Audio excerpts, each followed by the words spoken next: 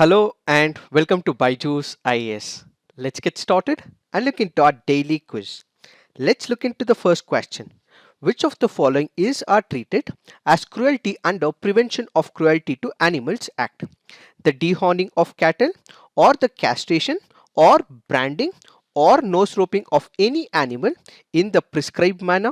If any person without reasonable cause abandons any animal in circumstances which render it likely that it will suffer pain by reason of starvation or thirst. If any person promotes or takes part in any shooting match or competition wherein animals are released from captivity for the purpose of just shooting, the destruction of stray dogs in lethal chambers. Which of them are cruelty under the Prevention of Cruelty to Animals Act? The answer to this is 2 and 3 only. Why have we taken this practice question? Because of the reference in this article. What is this Prevention of Cruelty to Animals Act? Basically, there are different species on earth. All these species will have to live in a peaceful manner. But man is an intelligent being. He can also inflict pain on another human being as well as the animals. We have different types of laws in order to prevent pain that is being inflicted by a human to another human. What we also require is a law for the animals as well. Why? Animals also face the physical and the mental trauma. In order to prevent this infliction of pain by the human beings to the animals, what we require is a law. That law is the Prevention of Cruelty to Animals Act. This is a law which is passed by the parliament basically to punish all those persons who have been indulging in cruelty against the animals. There are two viewpoints to this particular law. When people would be able to inflict for the rightful purposes, when people cannot inflict pain as a result of negligence or as an act of intention. What are we going to focus here? Which of the following are treated as cruelty? So this is an intentional act. When is it an intentional act? The answer to this is 2 and 3, which means that when you look into the second statement, if there is a particular person who happens to be the owner of a domesticated animal, let's say a dog, or it can be a cat, without any reasonable cause where he is not taking care of the domesticated animals and it leads to starvation or thirst of that particular animal and it is feeling pain, in such a situation this particular act will be called as cruelty. Now the third option is when there is a particular animal, it can also be a bird as well. If shooting of this particular bird or an animal takes place by that particular person as a means of competition or a shooting match, even that becomes cruelty under the Prevention of Cruelty to Animals Act. But according to this act, the destruction of the stray dogs in lethal chambers is not cruelty as per this particular act. Why?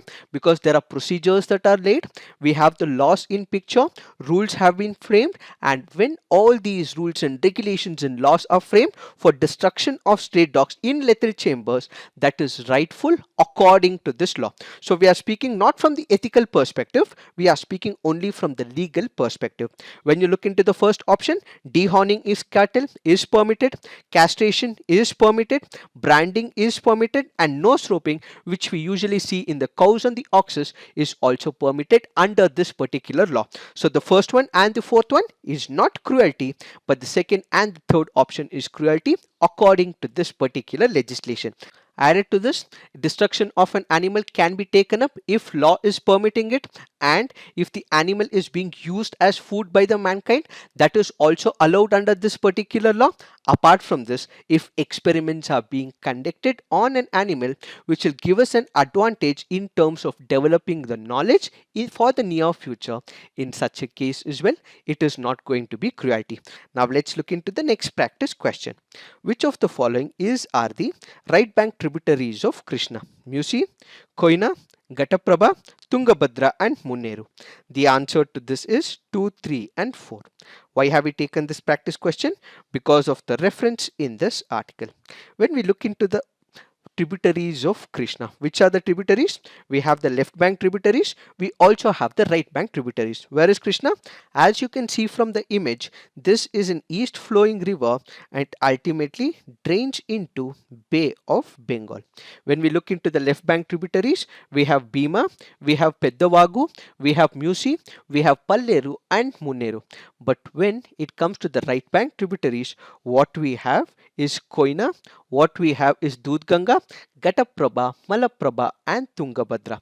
So this particular river originates in the Western Ghats near Mahabaleshwar in Maharashtra. Its tributaries include Bhima, Musi, Muneru, Malaprabha and Tungabhadra, and the major cities it flows through. It includes Vijayawada, Sangli and Hamsala Devi. It is this that we have to understand in reference to this practice question. Now let's look into the next practice question. Consider the following statements with respect to public interest litigation. The concept of public interest litigation originate and developed in United States of America. Locus standi is not a necessity for the public interest litigation. Which of the above statements are correct? The answer to this is both. Why have we taken this practice question? Because of the reference in this article. What is this public interest litigation? What is this locus standi? Let's assume for a moment there is one of the torts that is committed, a civil wrong. What would happen if there is a civil wrong committed by one person who is violating the rights of another person? It is that person who would be able to file a case in the court of law. So what is happening? There is a direct problem, and this problem is in reference to one of the individual whose rights are violated. Only that individual would be able to file a case in the court of law. That is what is called as locus standi. So a person who suffered one of the problems, a civil wrong committed by another person, it is only that individual who would be able to go to the court of law, seek the remedy from the court of law, and ultimately get the compensation for all the damages suffered by that particular person. But what is this locus standi not appearing for the public interest litigation? Let's say for example there is a particular section of poor people. They do not have the food, they do not have the water to drink in a particular area. I as a person, I feel bad for those people. I have nothing to do with that particular problem, but since they're not getting right amount of food to eat and right amount of water to drink, that is where I feel bad for them. I indeed take up this particular cause and file a petition in the court of law.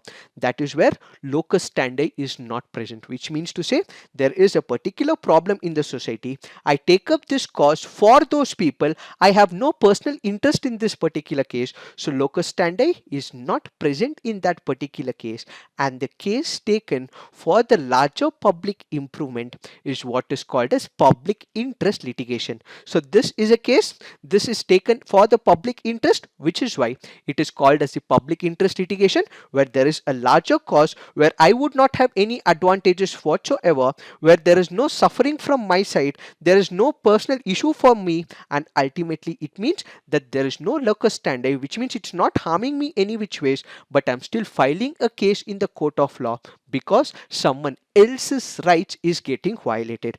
It came into picture in the year 1960 in United States of America, where number of poor people were not able to fight for their rights. This is when people took up their cause, and ultimately United States of America is where this particular concept originated. This is also part of the judicial review as well. That is why public interest litigation is one of the important concepts when it comes to the judicial system. Now let's look into the next practice question. Which of the following methods can be employed to reduce the ill effects of non-performing assets? Selling the non-performing assets, compromise settlement, pumping money into the banking system. Which of the methods can be employed to reduce the ill effects? The answer to this is 1 and 2 only. What does this first statement say? Selling the NPS, which means to say, let's say there is one of the securitization companies, or this is a reconstruction company. What will the bank do? The bank will sell these non-performing assets to this reconstruction company. So ultimately it means it is the removal of the non-performing assets, where the reconstruction company registered under a particular law of the land will be specialized in recovering and reconstructing the NPS. So what the banks will get is the non-performing assets recovery from this reconstruction company. Followed by this, what we have is a compromise settlement, where that particular organization and the banking channel would be able to come to a compromise after negotiations. And finally, pumping in money into the banking system will not reduce the ill effects of non-performing assets. Why? That is because, let's say we take a public sector bank, there is a lot of problems in the structure of the banking system. There is what is called a systemic issues in that particular banking system. So what you have to bring is structural changes. Just pumping in the money will not help in reducing the non-performing assets. Either they have to be restructured, or there has to be a compromise plan, or this has to be given to Lok Adalats to address this particular issue, or similar steps will have to be taken for the reconstruction. Just pumping in the money into the banking system without enhancing the transparency will not reduce the ill effects of non-performing assets. Why have we taken this practice question? Because of the reference in this article. So when it comes to the non-performing assets, they are called as substandard assets if these are the assets which have remained non-performing for a period of less than or equal to 12 months. They are called as doubtful assets if the asset is substandard category for a period of 12 months, and it is called as lost assets if they are of little value and no longer continue to be a bankable asset. There could be some recovery value. In such a case, it will be a lost asset. How does the National Rural Livelihood Mission seek to improve livelihood options of rural poor? By setting up a larger number of new manufacturing industries and agribusiness centers in rural areas, by strengthening self-help groups and providing skill development, by supplying seeds, fertilizers, diesel pump sets and micro irrigation equipment free of cost to farmers. Select the correct answer using the codes given below. The answer to this is 2 only. The first statement is wrong. The third statement is wrong. Why? Because the National Rural Livelihood Mission only strengthens the self-help groups by providing all the skill development required for the rejuvenation and empowerment of those people, and instead does not provide the fertilizers or the diesel pump sets, or does not set up the large manufacturing industries. This happens to be a previous year question from the year 2012. Now let's look into the fact of the day. The fact of the day for today's discussion is heat dome. Heat dome happens to be an aspect of heat wave. What is this heat wave? Heat wave is a particular phenomena. What happens? Let's assume for a moment in a particular region, the average temperature is about 20 degrees centigrade. Now, all of a sudden, it increases to about 30 degrees centigrade, or let's say it increases to about 35 degrees centigrade. And what would happen? It would persist for about 2 to 3 days in that particular area. That is what is called as the heat wave. So normally the temperature in this particular area would be about 20 degrees centigrade, but then the temperature starts soaring in this particular area at a very high temperatures, unusual temperatures, and continues to be present for 2 to 3 days in that particular area. This is what is called as heat wave. Currently, we are facing heat waves in Canada as well as United States of America, and a particular type of heat wave has developed, and that is what is called as heat dome. Let us try and understand what is this heat dome. Let me give you a simple example. Let's say this is a vessel. Now what are you doing? You're heating this particular vessel. There is water in this particular vessel as well. Also, you have covered this particular vessel with a lid. So what happens? You're giving energy in the form of gas, that is you have lit fire, and at the same time you have covered this with this particular lid as well. So what would happen? The temperature keeps increasing, but then since there is cover of this particular lid, the temperature in this particular vessel continues to increase. This is what has happened in United States of America in few regions where there is creation of this dome-like structure, where this dome-like structure is nothing but heat dome. What is this? This is nothing but a lid-like structure that is created in a particular region, and that is the concept of heat dome. So what is this heat dome? This is nothing but an atmospheric scenario where there is an artificial creature of this particular dome, and this does not let the air go outside, but there is extreme temperature that is happening in this particular region, creating what is called as heat dome. Now let us understand how this works in reality. We have the Western Pacific Ocean. The Western Pacific Ocean is getting heated up, and as it gets heated up, it rises its well, and as it rises, we have the jet streams which moves from the west to the east.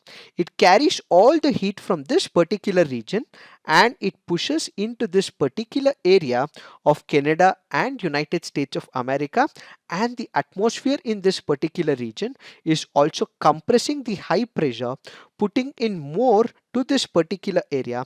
It is not letting the air go outside, and as a result what you have is the atmosphere which is acting as a lid, and this particular high pressure is infused into this particular area and ultimately creating a phenomenon called as the heat dome. So basically this is because of heating, this is because of the jet streams, and as a result what it creates is an artificial structure which puts in high pressure area, does not let the air pass out, creating what is called as extreme temperatures in this particular region.